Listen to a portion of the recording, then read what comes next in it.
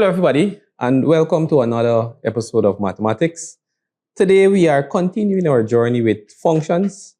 We already looked at how to evaluate normal functions and then we looked at composite functions. And today we'll be finishing off functions and looking at how to find the inverse of a function. So at the end of this video, you should be able to do one thing. That is to correctly find the inverse of given functions. So let's head straight into our first example. So when we have a normal function, we want to find the inverse of a function. We must go through certain steps before we can actually find the inverse. So these steps, you may want to remember these steps. There's a concept behind these steps, but the main thing for us to remember right now is just how to, go through these steps. 4 simple steps. So we have the first example. Given f of x is equal to 2x plus 5, find f inverse of x. And as you can see, this is the sign that we use for inverse, a little -1 at the top. That is the inverse symbol. And as you can see, this is the symbol that we use for inverse. That little -1 at the top, that is the inverse symbol. So this is read f inverse of x. So the steps are simple, 4 simple steps. And with constant practice, you will be able to commit these to memory. So the first step is to replace f of x with y. So we have the function f of x is equal to 2x plus 5. Step 1, we want to replace this f of x function with y. So this will now be y is equal to 2x plus 5.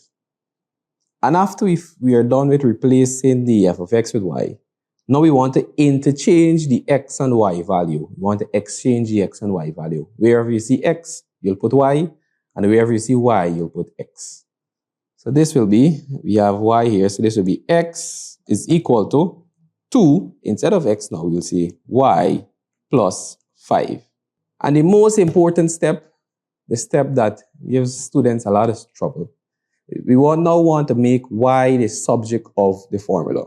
So to make y the subject of this formula, we want to isolate y by itself. So what we need to do, the first thing we want to take over is the plus 5. So the 5 is adding. So we take it over the equal sign. The opposite of addition is subtraction. Because whenever we take a term or a number over the equal sign, whatever operation it was doing, it will do the opposite when it goes over. So the 5 is adding. So we take that 5 over, it will, opposite of addition, subtraction. So we'll have x subtract 5 is equal to 2y. And lastly, we want to take over the 2. So we see the 2 here is multiplying the y. So we take the 2 over the equal sign. The opposite of multiplication is division. So this will now give us x subtract 5 all divided by 2 is equal to y. And the last step is to, of course, rewrite the notation. The question initially asks us to find f inverse of x. And this here that we just found is f inverse of x. So it's just to replace y with the notation. So this will be, we can just put y over on the left-hand side and put the inverse over the other side. So this will be f inverse of x is equal to x minus 5 all divided by 2. And that is how you find the inverse of any functions. Some of the working may be different, but all we need to do is remember these 4 steps. You replace f of x with y. You exchange the x and y values. Wherever you see y, you put x, and wherever you see x, you put y. And then the big step, we make y the subject of the formula. Then, of course, we replace y with the inverse symbol. So let's head into another example. Let's say we are given the function g of x is equal to 7x minus 5. And they ask us to determine the value of g inverse of 16. So many students may look at this question and they will jump to go and replace 16 inside the function g of x. But we must be careful. The question is asking us to find g inverse of 16 and not g of 16, g inverse of 16. So before we can find g inverse of 16, we must find the inverse function. So we must find the inverse of g of x. So we'll go through the same steps that we did just now. Step 1, we will replace g of x with y.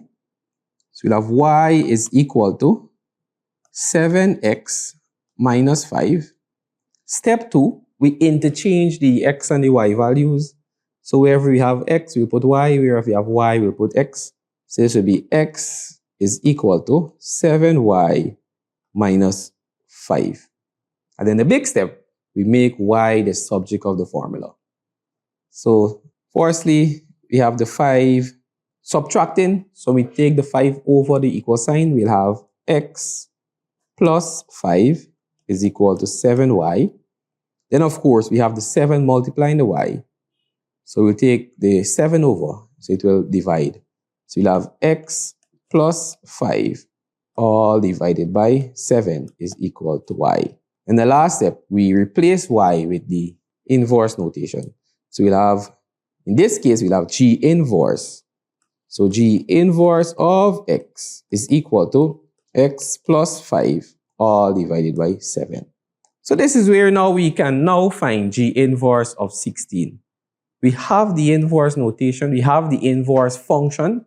So g inverse of x is equal to x plus 5 all divided by 7. Now we can proceed to find g inverse of 16. So what we will do, we will substitute 16 in the inverse function. So we will now have g inverse of 16 is equal to, instead of x plus 5, we replace x with 16. So this will be 16 plus 5 all divided by 7. So 16 plus 5 would give me 21 divided by 7. So 21 divided by 7 would give us 3. So g inverse of 16 is equal to 3. And that is how we find the inverse of a function at a certain point or with a substituting a number. So before we can substitute any number in the inverse function, we must first find that inverse function. We cannot substitute this 16 in g of x. We must find the inverse of g of x. And then we take that function, that inverse function, and we substitute the 16. So let's proceed to another example. So this example says, given f of x is equal to 5x minus 2, all divided by 3, determine f inverse of x. So you see, this is a slightly different question, a slightly different function, and they're asking us to find the inverse of this function. So we follow the same steps. The steps will remain the same regardless of the function. So step 1, we replace f of x with y. So you'll have y is equal to 5x minus 2 all divided by 3. Step 2, we interchange the x and the y. So wherever we have x, we'll put y. Wherever we have y, we'll put x. So this will be x is equal to 5y minus 2 all divided by 3. And then the big step, we make y the subject of the formula. So in this case, we cannot take over 2 first. We must take over the 3. The 3 is dividing everything. So we take over the 3. So when we take the 3 over, it will multiply. So we'll have 3x is equal to 5y subtract 2. And then now we take over it. So we'll have 3x. And we take the 2 over, it will add. So this will be plus 2 is equal to 5y. And we'll continue at the top here. And last but not least, we take over the 5. So the 5 is multiplying the y, and we take 2 over, it will divide. So we'll have 3x plus 2 all divided by 5 is equal to y. Then last but not least, we cannot forget to put back our inverse notation. So we'll have f inverse of x is equal to 3x plus 2 all divided by 5. And that is how we find the inverse of this function. So you must remember, before we substitute anything in any inverse function, we must first find that inverse function. And then we do any substitution. So let's look at the last example of how these inverse functions can come. How these functions can come and ask us to find the inverse. So this one is a bit more challenging. So we need to be careful when we are working these kind. So the question says, determine the inverse of h of x is equal to 3x minus 5 all divided by x minus 1. So in cases like these, we follow the same steps, but we'll have to do one extra something when we are changing the subject. So let's look at that. So the first thing we want to do, we want to replace h of x with y. So we'll have y is equal to 3x minus 5 all divided by x minus 1. And then step 2, we interchange the x and the y. So wherever you have y, we'll put x. This will be x is equal to 3y minus 5 all divided by y minus 1. So wherever you have x, you'll put y. So we had two x's, so we'll have to replace both of those x's with y. The next step now, the big step, we make y the subject of the formula. And this is where we have to be careful. So what we want to do, we see y minus 2 is dividing. So when we take that over, it will multiply. So we'll have x multiplied by y minus 1 is equal to 3y minus 5. So what we want to do, we have x multiplied by y minus 1. So we want to distribute this x throughout this bracket. We want to get rid of the brackets. So we distribute. So x times y would give us xy.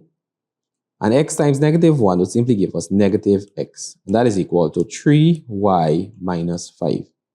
So remember, the whole objective is to make y the subject. But in this case, we see we have a y here and we have a y here.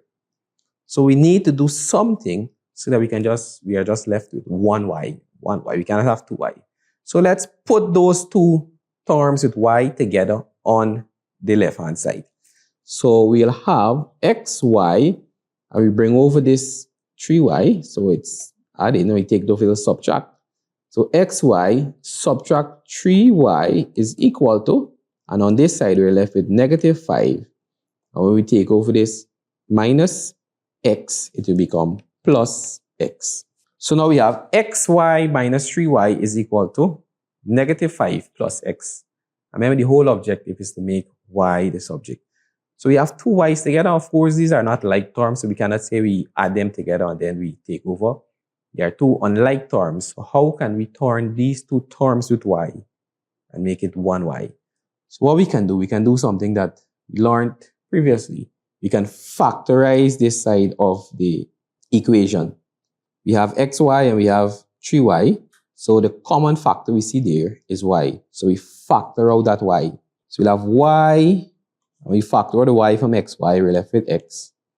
Subtract, when we factor out the y from 3y, we're left with 3. And that will be equal to negative 5 plus x. So we have y multiplied by x minus 3.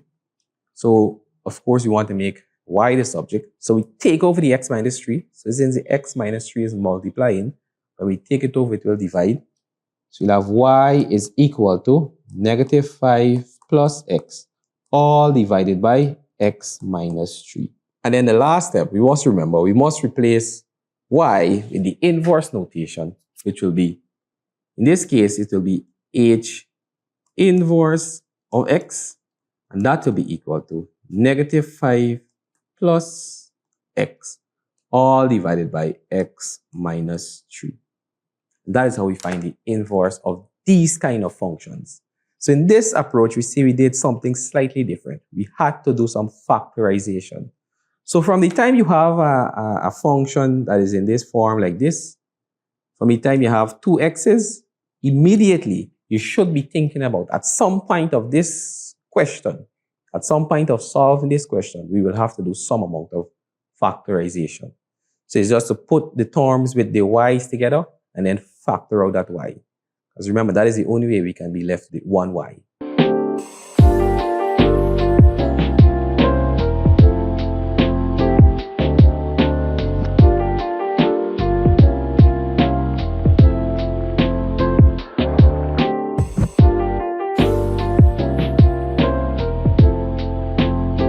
And with that, it has brought us to the end of this video on the inverse of functions.